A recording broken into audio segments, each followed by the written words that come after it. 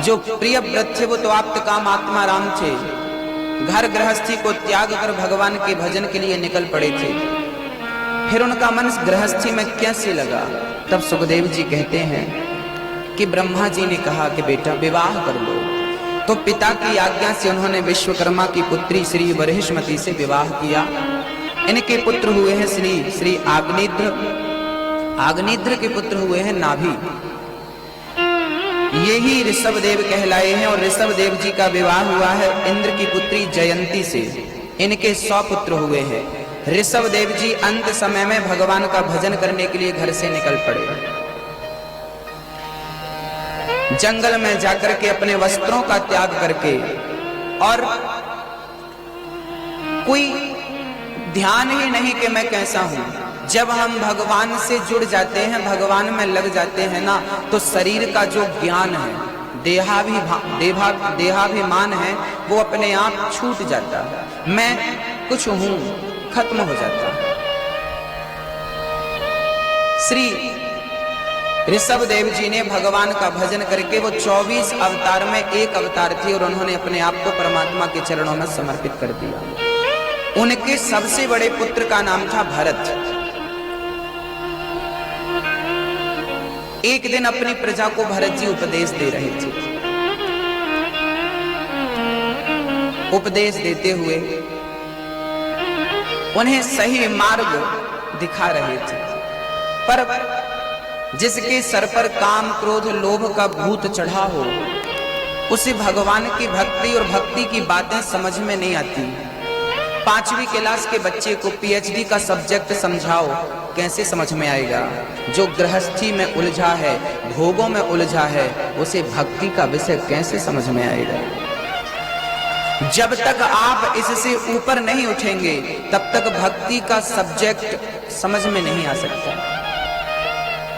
भरत जी ने कहा समझाना ठीक नहीं है, स्वयं समझ लो। ये नामुमकिन है कि दुनिया अपनी मस्ती छोड़ दे, इसलिए ऐ दिल तू ही ये बेकार बस्ती छोड़ दे। जब हम किसी को समझाना चाहते हैं और वो नहीं समझता, तो हमें ही समझ लेना चाहिए। हम चाहते हैं कि आप सही मार्ग पर चलें, हम चाहते हैं कि आप सत्य बोलें, लेकिन आप नहीं बोलते तो हमें टेंशन नहीं। आपका काम है जमाने को सही शिक्षा देना, मानना ना मानना उनका काम है। आप सही मार्ग पकड़ लो, आप चल पड़ो। हम ये ना कहें, ये हवाला ना दें कि सब झूठ बोलते हैं, हम हरिश्चंद्र क्यों बने ना, आपको ही हरिश्चंद्र बनना है। बहुत सारे पत्थरों के बीच में एक आध हीरा छिपा होता है, हर पत्थर तो हीरा नहीं बन सकता ना। लाखों करोड़ों अरबों पत्थर में कोई एक हीरा होता है, लाखों करोड़ों की जनसंख्या में कोई एक ही तो भगवान का भक्त हो सकता है, वही तो हीरा है। ये भक्ति कौन कर सकता है? जिसे भगवान भक्ति का दान कर दें।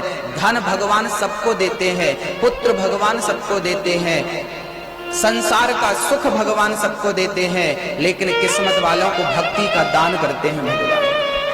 जो उसके योग्य होता है, जो उनके काबिल होता है, उन्हें भगवान अपनी भक्ति का दान करते हैं। हमारे करने से भक्ति नहीं होती, भक्ति की भीख भी भगवान से मांगनी पड़ती है। जब तक वो कृपा ना करें, हम भक्ति नहीं कर पाएंगे, उस कृष्ण को समझ नहीं पाएंगे। श्री भरत जी महाराज ने अपने मन को संसार से निकाल करके गंडकी नदी के तट पर अपने आप को ले गए। निर्जन वन में बड़े प्रेम से श्री भरत जी महाराज भगवान का भजन करने लगे।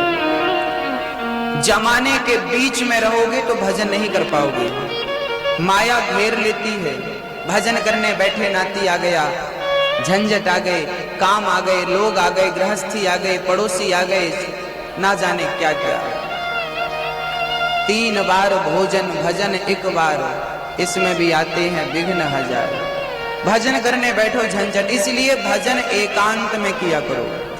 कोई ना हो, कोई ना हो, ना हमें देखने वाला हो, ना हमें सुनने वाला हो। हम कहते हैं 4 बजे उठ करके प्रेम से जब तक जमाना सोता है तब तक आप लाभ ले लो, भगवान को याद कर लो, शांति मिलेगी आपको। श्री भरत जी महाराज 4 बजे स्नान ध्यान से निवृत्त होकर माला जपना शुरू कर देते हैं, अपने श्याम सुंदर को याद करना शुरू कर देते हैं, स्मरण करना शुरू कर देते हैं। याद करते करते करते करते दिन निकल जाता है, फिर से रात हो जाती है। ऐसे भरत जी महाराज जिनका 24 घंटे भगवान की भक्ति में, भगवान के भजन में समर्पित था, एक दिन वही भरत जी स्नान करने के लिए नदी पर गए। उस नदी के किनारे भरत जी एक दृश्य देखते हैं। एक मृगी पानी पी रही थी, पीछे से एक शेर ने दहाड़ लगाई। मृगी डर गई, शेर आ गया, मुझे खा लेगा। तुरंत मृगी उस नदी में छलांग मार करके वो उस पार जाना चाहती थी। अच्छा, वो मृगी ना गर्भवती थी, प्रसव का समय नजदीक था, लेकिन जब उसने जोर की छलांग मारी तो आ समय में ही मृगी का बच्चा बाहर आ गया। प्रसव पानी में ही हो गया। नन्हा सा मृग का बच्चा पानी में ही जन्म लेता है और वो पानी की धार में उस गंडकी नदी में बहने लगता है। इस दृश्य को श्री भरत जी अपने नेत्रों से देख रहे थे। दौड़ पड़े भरत जी महाराज। दया धर्म का मूल है, दया करना हमारा परम धर्म है। भरत जी दौड़ पड़े, उस मृग के बच्चे को बचाते हैं और दौड़ करके मृगी को बचाना चाहे। जब तक मृगी को बचाते तब तक मृगी के प्राण निकल चुके थे। मृगी मर गई पर बच्चे को बचा लिया। बच्चे को लाकर अपनी कुटिया में प्रेम से उसका लालन पालन करने लगे श्री भरत जी महाराज। घास खिलाते हैं, उसके लिए बढ़िया बढ़िया हरी हरी घास लाते हैं। आग जला करके उसे आग की गर्मी देते हैं, थोड़ा सा आग ताप लो। बड़ा स्नेह करने लगे भरत जी। भक्तों, संसार का परित्याग कर देना बड़ी बात नहीं है। संसार को शरीर त्याग दे बड़ी बात नहीं है।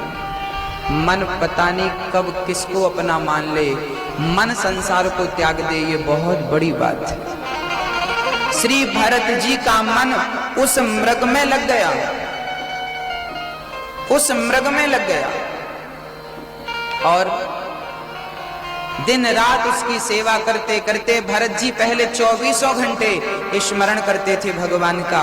सारा स्मरण चिंतन छूट गया श्री भरत जी का और अब तो मृग मृग मृग मृग करने लगे। एक दिन मृग का बच्चा मृग के झुंड में मिल गया और चला गया। भरत जी तड़पने लगे, मृग कहाँ है, मेरा मृग कहाँ है, मृग कहाँ है। देखो पागलों की तरफ व्यवहार कर रहे हैं। ये कौन है? ये मोह है। मेरी माँ, बच्चों को थोड़ा पीछे ले जाओ, रो रहे हैं, थोड़ा शांति का परिचय दीजिए हमें, बिल्कुल शोर मत करिएगा, क्षमा चाहता हूं। भक्तों, श्री भरत जी महाराज मोह में डूब गए, मोह में डूब गए। उस मृग के चिंतन करते करते, हाँ मृग मृग मृग करते करते भरत जी के प्राण निकल गए और अंते यामति सागति। भरत जी जब यमराज के पास गए, उन्होंने देखा खाता वही, तो भरत जी के जीवन में पुण्य ही पुण्य था। पर यमराज ने कहा कि ये चिंतन किसका करते करते आए हैं, जरा देखो तो सही। तो वो मृग का चिंतन करते करते आए थे। अब मृग का चिंतन करते करते प्राण निकले थे, तो भरत जी को यमराज ने दूसरा जन्म मृग का देकर भेज दिया। जाओ तुम मृग बन के जाओ, क्योंकि तुम मृग का चिंतन करते करते आए हो। लो मृग बना के भेज दिया।